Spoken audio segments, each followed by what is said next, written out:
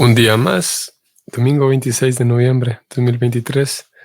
Bienvenidos una vez más. Bienvenidos nuevamente. Canto tercero, capítulo 1, texto 15. En este Srimad Bhagavatam podcast. Comenzamos. Om Namo Bhagavate Vasudevaya. Om Namo Bhagavate Vasudevaya. Om Namo Bhagavate Vasudevaya.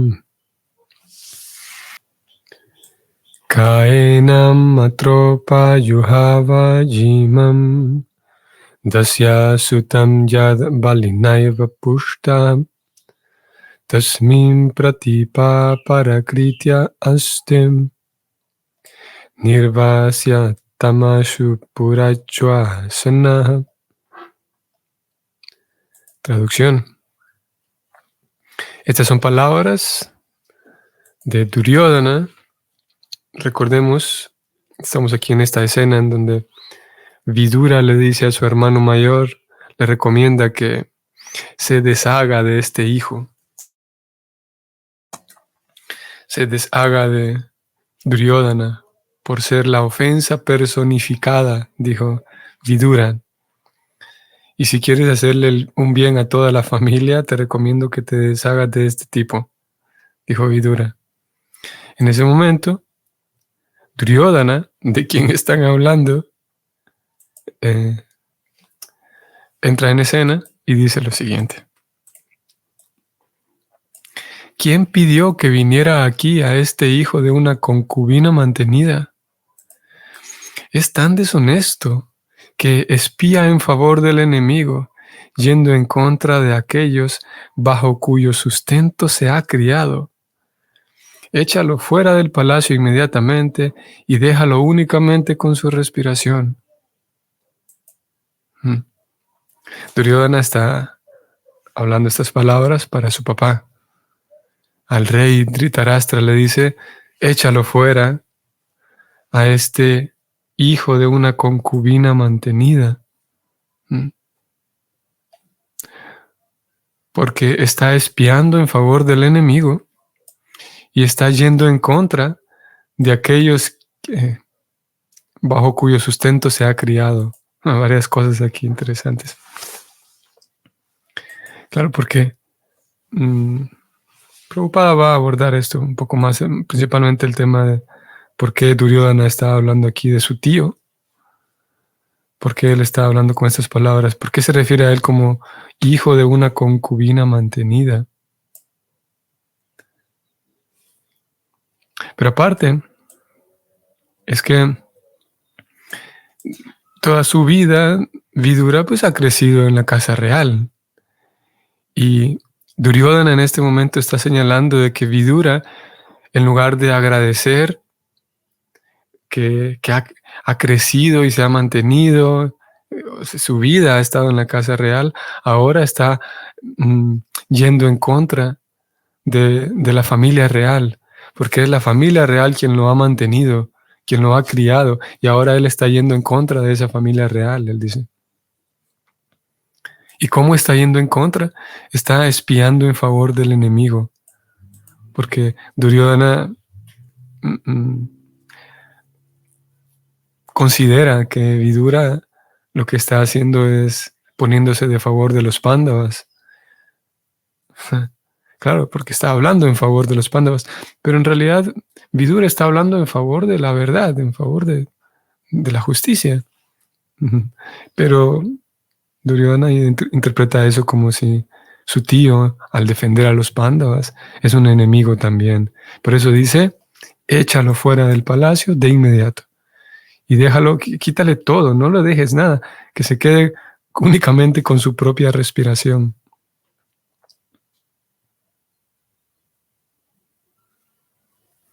Vamos a leer el comentario de Srila Prabhupada. Cuando los reyes kshatriyas se casaban, llevaban consigo a varias otras jóvenes juntamente con la princesa desposada. Estas muchachas, asistentes del rey, recibían el nombre de dasis, concubinas asistentes. Las dasis tenían hijos mediante su relación íntima con el rey. A esos hijos se les llamaba dasiputras. No tenían derecho a una posición real, pero recibían su manutención y otras facilidades tal como príncipes. Vidura era el hijo de una de esas dasis y por ello no se lo contaba entre los kshatriyas. Aquí está. Aquí vemos otro dato importante en torno a todos estos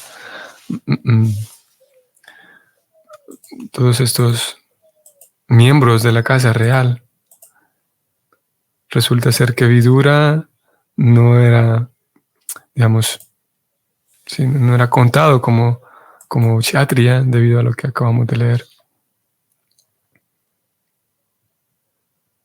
¿Podemos detenernos un momento? Vamos a ver. Sí. Bueno, vamos a terminar el comentario, luego volvemos. Sigo leyendo. El rey Dhritarashtra era muy afectuoso para con su hermano menor, Dasiputra, Vidura. Y Vidura era un gran amigo y consejero filosófico de Dhritarashtra. Duryodhana sabía muy bien que Vidura era una gran alma y bien queriente, pero desafortunadamente utilizó palabras fuertes para herir a su inocente tío. Duryodhana no solo atacó el nacimiento de Vidura, sino que también lo llamó infiel, debido a que parecía respaldar la causa de Yudhishthira, a quien Duryodhana consideraba su enemigo. Deseaba que Vidura fuera de inmediato expulsado del palacio y despojado de todas sus posesiones. De ser posible, le hubiera gustado que lo apalearan hasta que no le quedara más que su aliento. Acusó a Vidura de ser espía de los Pándavas debido a que dio consejos al rey Dhritarashtra en favor de ellos. La vida de palacio y las complejidades de la diplomacia son tales que incluso una persona intachable como Vidura podía ser acusada de algo abominable y castigada por ello.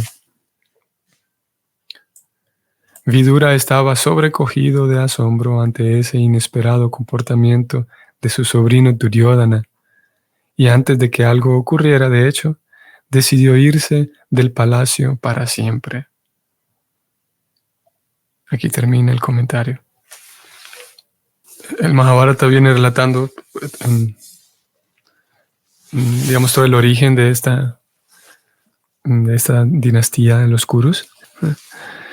Pero vamos a comenzar aquí. Hay un momento en donde el rey Shantanu, el rey de turno, digamos, él enferma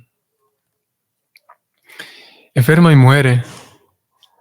Entonces el reino queda sin un rey porque no había, aparte de que el rey murió, no había nadie, ninguno de sus hijos, solo tenía un hijo en realidad. Su hijo no estaba listo para ser el rey. Entonces la casa real entró en era una situación muy inesperada y fuera de lo común. No había rey y no había nadie para que fuera el rey. Había una sola persona que podía ser el rey. Y esa persona era Bhismadeva, que para aquel entonces estaba más joven. No era todavía el gran abuelo Bhisma. Él era solamente el hijo del rey. Digo, solamente en el sentido de que todavía no era un gran señor, como si lo era ya al momento de la batalla de Kurukshetra, que era el gran abuelo, muy respetado por todos. Y Bhismadeva, frente a la muerte de su padre, era pues lo natural que él se volviera el rey. Pero resulta que él había hecho una promesa. También el Mahabharata relata cómo es que él hizo esa promesa. Pero ya nosotros no vamos a entrar ahí hoy. Tendríamos que dedicarle toda una sesión a hablar de ello, que también sería bonito, ¿no? Entonces Bhismadeva había hecho una promesa de nunca ser el rey, nunca. Así que ahí tenían a esta situación difícil. Y para solucionarlo, de acuerdo a las escrituras, porque era un momento en el cual,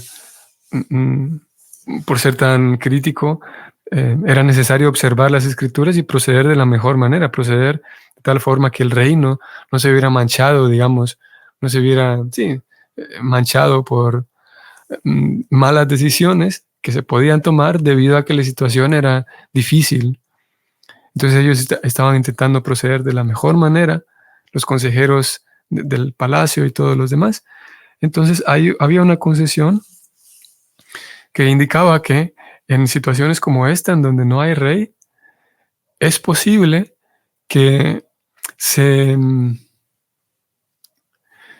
¿cómo podemos decir? Se le solicite a un brahmana que sea puro, que tenga pureza en el corazón, que no tenga ningún rastro de lujuria. Se le pide a ese brahmana que por favor engendre hijos en la reina para que entonces ellos sean los próximos reyes, para que haya más príncipes. Y la reina sí estaba presente. Entonces proceden de esa manera, le piden a Vyasadeva, le piden que se haga cargo de este servicio. Entonces Vyasadeva accede.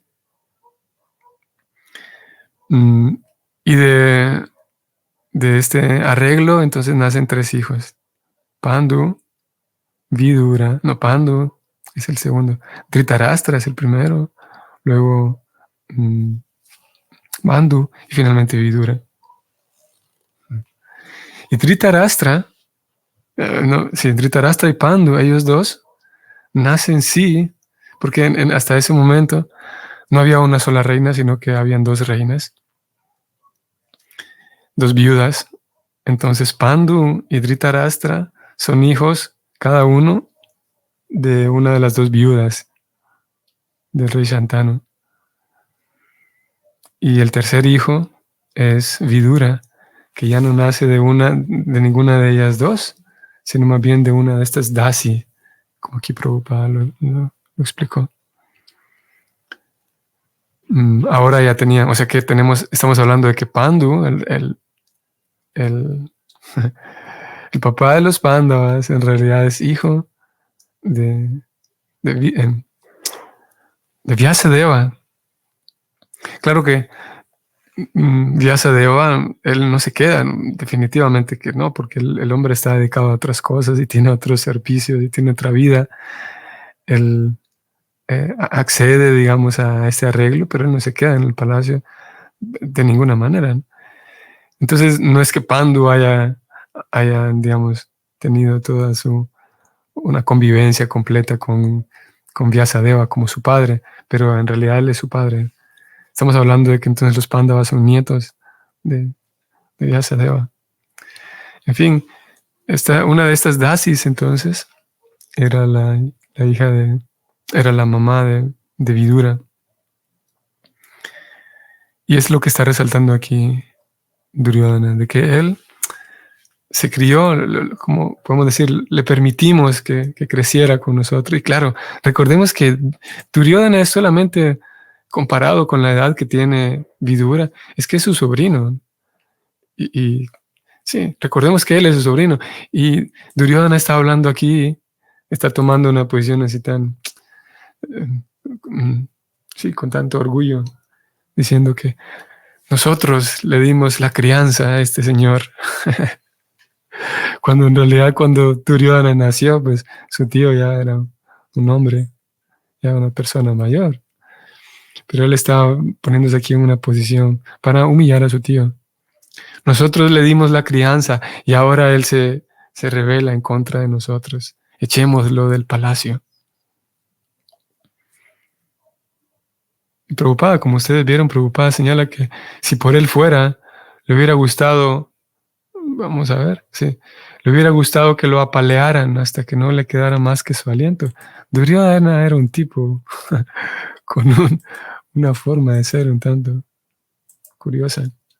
Vamos al siguiente verso 16.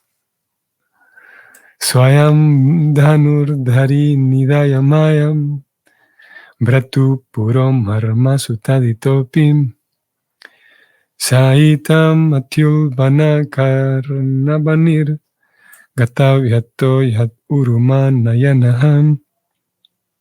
Traducción. Siendo así atravesado por flechas a través de sus oídos y afligido hasta lo más íntimo de su corazón, Vidura colocó su arco en la puerta y abandonó el palacio de su hermano. No se sentía triste, ya que consideraba supremos los actos de la energía externa. Qué interesante lo que encontramos aquí. Recordemos que Vidura, como acabamos de leer, bueno, lo hemos leído en momentos previos, Vidura es un devoto puro. De hecho, también vamos a incluir aquí, en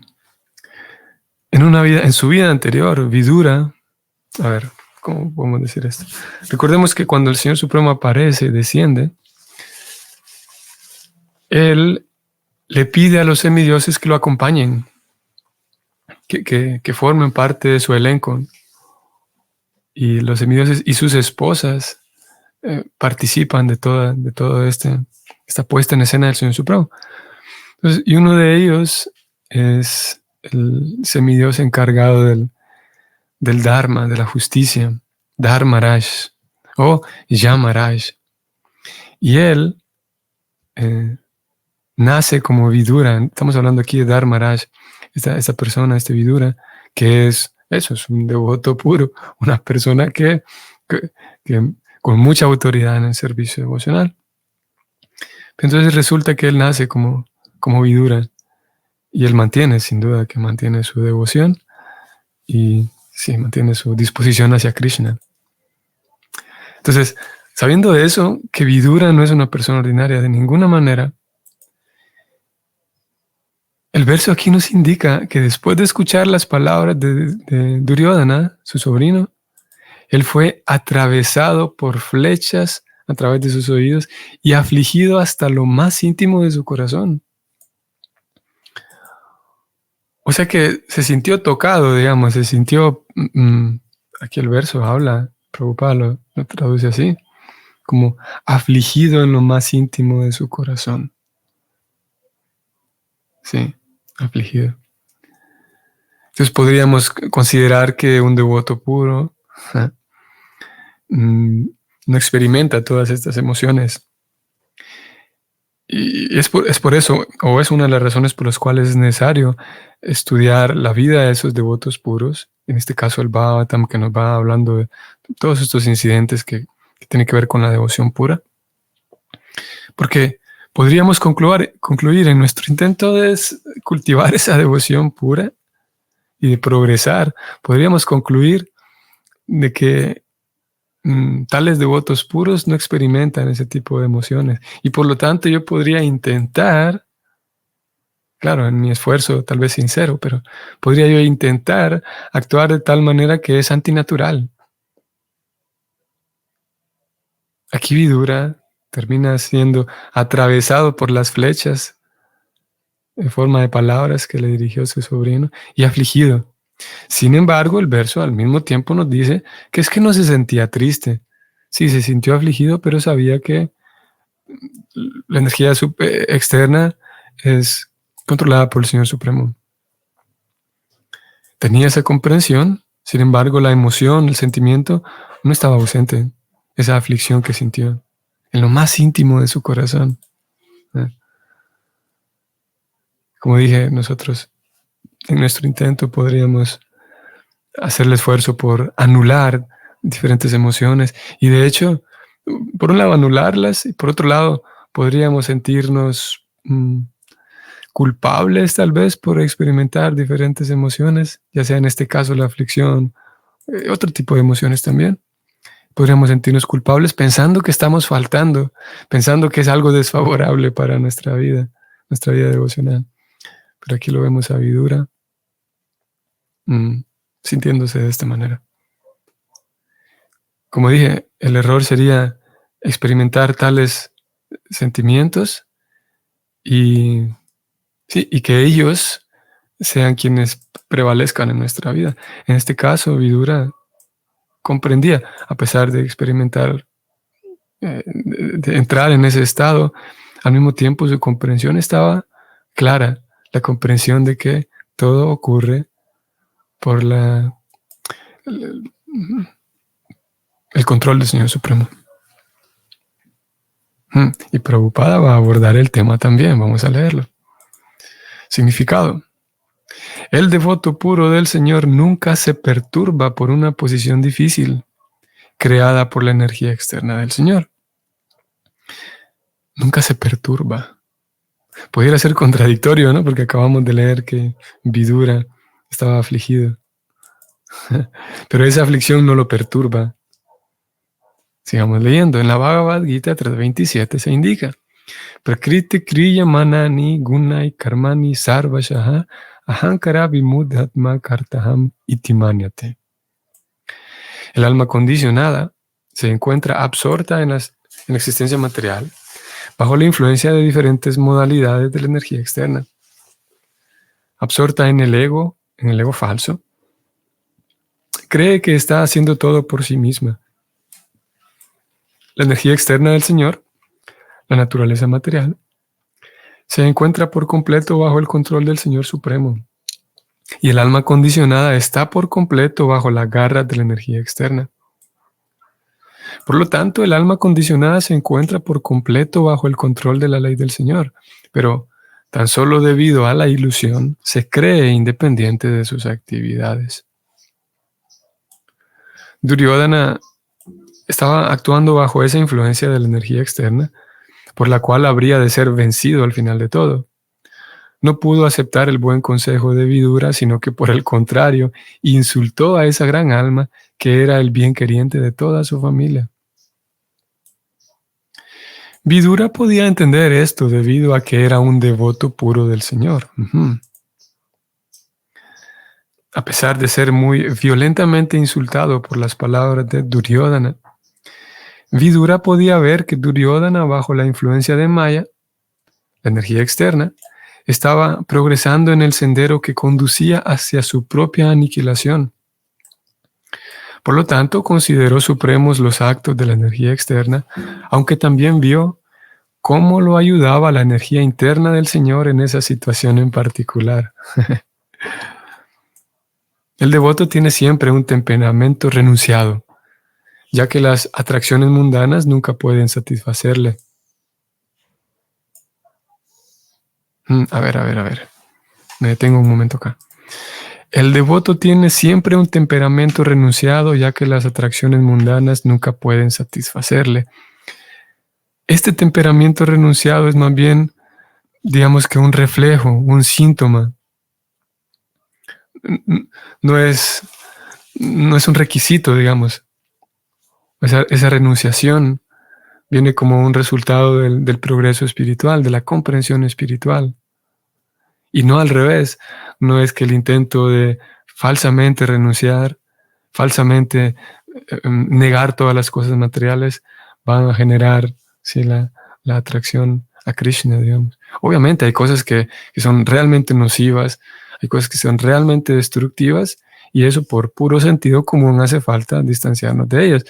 Para distanciarnos de ciertas cosas que son nocivas, no hace falta ser un Vaishnava. Cualquier persona con sentido común y con inteligencia y que se cuide un poco, sabrá que hay cosas que hacen daño, y esas cosas sí hace falta apartarnos de ellas.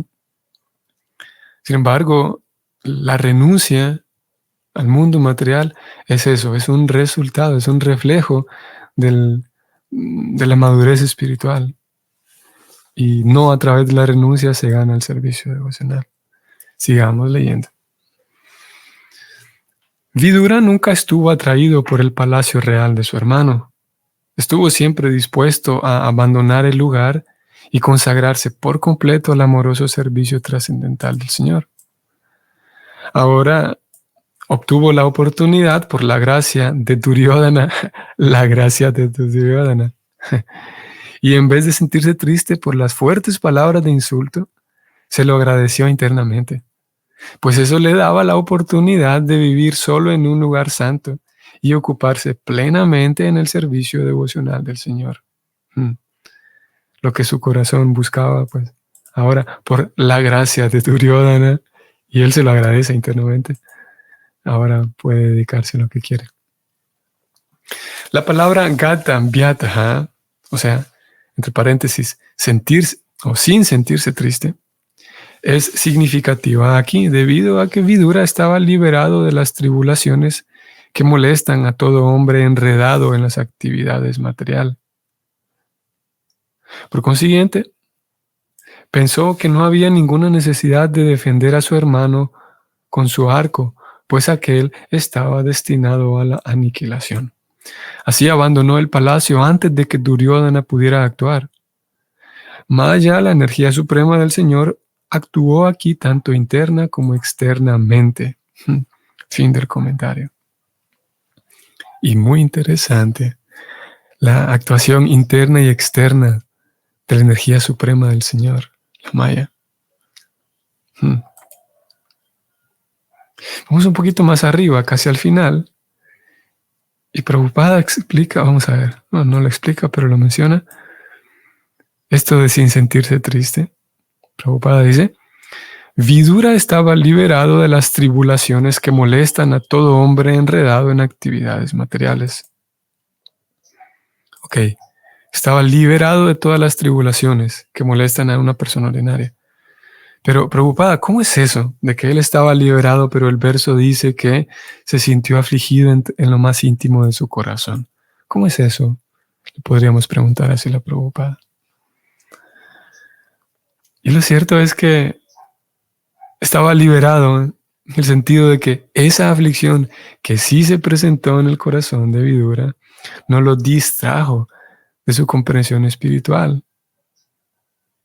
Creo que aquí estoy volviendo sobre el mismo punto, pero lo encuentro relevante de vuelta porque pudiera dar la impresión de que un devoto puro como él, que está liberado de todo tipo de tribulaciones, nunca experimenta ningún tipo de aflicción o tristeza.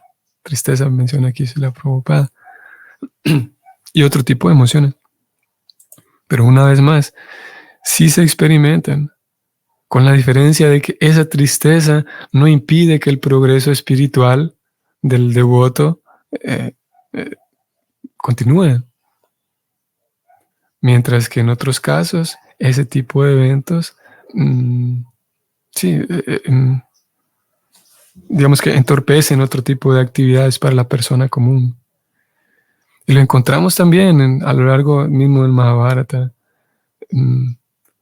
Mismo en el mismo Bhagavatam tenemos el caso, el momento en donde los Pándavas se enteran de que Draupadi perdió a sus hijos, de que ellos perdieron a sus propios hijos, y realmente están molestos. Y principalmente Bhima, el hombre está, que todas esas emociones están allí presentes. Y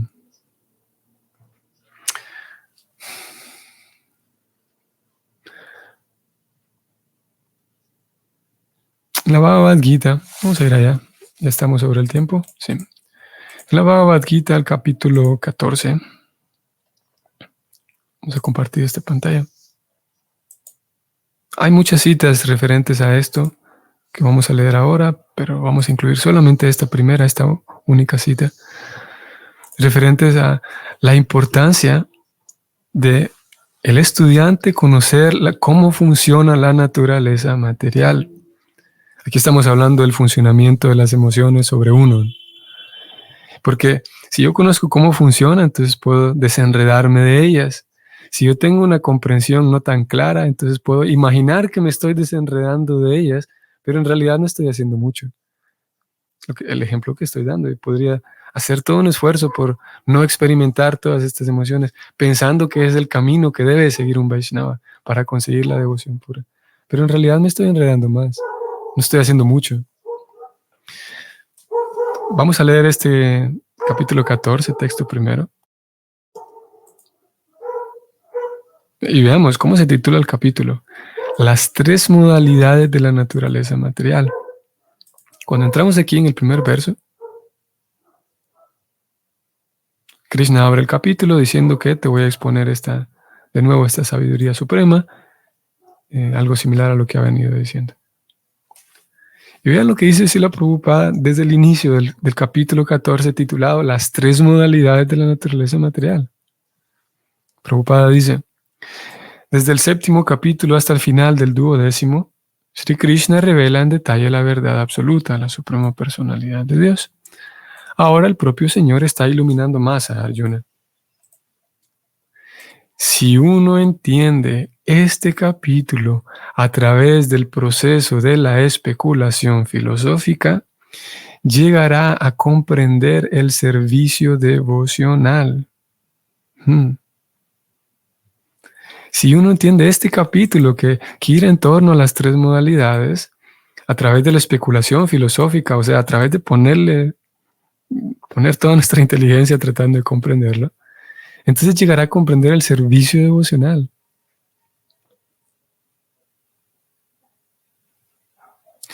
En el 13º capítulo se explicó con lucidez que, por el hecho de cultivar humildemente conocimiento, es posible liberarse del enredo material. Y este capítulo va a hablar de ese enredo, cómo funciona. Así que de vuelta, estimados amigos, estimados Vaishnavas, es necesario que nosotros sepamos cómo funciona el asunto, cómo es que estamos enredados. Y como dije, hay más citas en esta misma referencia. Capítulo 15, Prabhupada va a decir que uno debe conocer muy bien cómo es que está enredado, qué cosas, y cada quien tiene las suyas diferentes. Pues claro, porque no es solamente decir, sí, yo tengo pasión en ignorancia. Sí, todos tenemos pasión e ignorancia que nos cubren. Pero ¿cómo estoy enredado? ¿Qué cosas? En la medida en la que conozco más detalles, ¿qué distorsiones tengo en mi propia cabeza? ¿Qué cosas me impiden progresar? ¿De qué manera estoy enredado? Tengo diferentes tipos de heridas, diferentes tipos de complejos, por ejemplo, diferentes rencores, porque todas esas cosas nos impiden actuar de manera libre, actuar de manera, digamos, espontánea, libre. Y en la medida en que lo conozcamos, entonces en esa misma medida podemos liberarnos de ella. Y no al revés, no pensando que voy a anular todo esto solamente ignorando todo eso que tengo encima. Y pasa que eso puede causar también un poquito de desánimo, darme cuenta, el observarme a mí mismo y darme cuenta de que estoy, ¿cómo puedo decir esto? Claro, porque si yo digo, bueno, tengo lujuria, ok, tengo pasión y ignorancia, pero cuando me doy cuenta de qué manera, qué tan enredado que estoy, es posible que sí, que genere un desánimo. Porque ¿cómo? Lleva trabajo. Es el proceso de autorrealización, lleva trabajo el verse a sí mismo y sin desanimarse de uno mismo, sin desanimarme al verme qué tan condicionado que estoy, proseguir. Y la fe en Krishna es necesaria aquí, el entusiasmo y la fe en Krishna es necesario porque evidentemente solos no podemos, necesitamos la gracia de Krishna. Y cuando buscamos la gracia de Krishna, podemos ser capaces de ver esa gracia de Krishna incluso en eventos como lo que estamos leyendo aquí de Vidura. Pudo notar que por la gracia de Duryodhana, él no se lo toma personal porque sabe, porque mantiene esa sintonía con el Señor, sabe que el Señor está organizando todo esto. Y sí, se siente dolido por esas palabras, pero no se queda ahí, ese dolor no lo distrae, como dijimos, más bien lo toma como la gracia del Señor y prosigue con su vida devocional. Muy bien, aquí vamos a detenernos. Que podamos mantenernos en sintonía con nuestro querido Señor, buscando siempre el refugio supremo y consiguiendo ánimo suficiente para, a pesar de ver nuestras faltas, mantener nuestra fe, nuestro ánimo en el Señor Supremo. Nos vemos mañana. Espero realmente que tengan un muy bonito domingo. Y si el Señor nos permite, continuamos mañana. Hare Krishna.